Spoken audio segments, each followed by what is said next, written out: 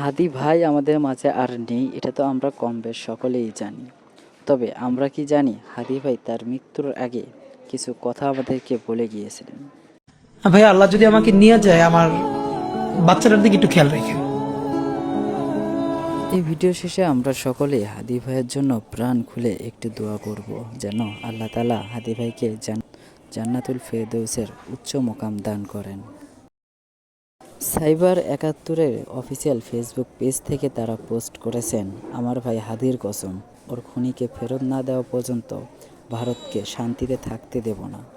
Cyber ৭১ যে কতটা ভয়ঙ্কর তা আমরা গত বছরই টের পেয়েছি, যখন ভারতের একসাথে ৩০,০০০-এরও বেশি ওয়েবসাইট তারা হ্যাক করে নিয়েছিল। হাদি ভাই মৃত্যুর কিছুদিন আগে তার শেষ বক্তব্যটি ছিল, আমাদেরকে গুলি করার আগ পর্যন্ত কোনো কিছুটা আমাদের গায়ে লাগে না। যতক্ষণ না পর্যন্ত বুকে বা মাথায় গুলি চলবে ততক্ষণ পর্যন্ত আমরা কোনো স্ট্রাগল মনে করি না, এবং এক্সট্রা কোনো সিকিউরিটি লাগবে না।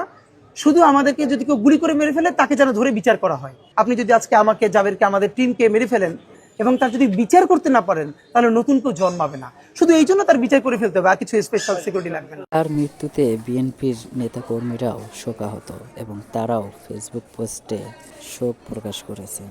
প্রিয় দর্শক, এই ছিল আমাদের আজকের ভিডিও। আর হাদি ভাইকে নিয়ে আরও নতুন আপডেট পেতে আমাদের চ্যানেলটি সাবস্ক্রাইব করে রাখুন পরবর্তী কোনো ভিডিও পাওয়ার জন্য।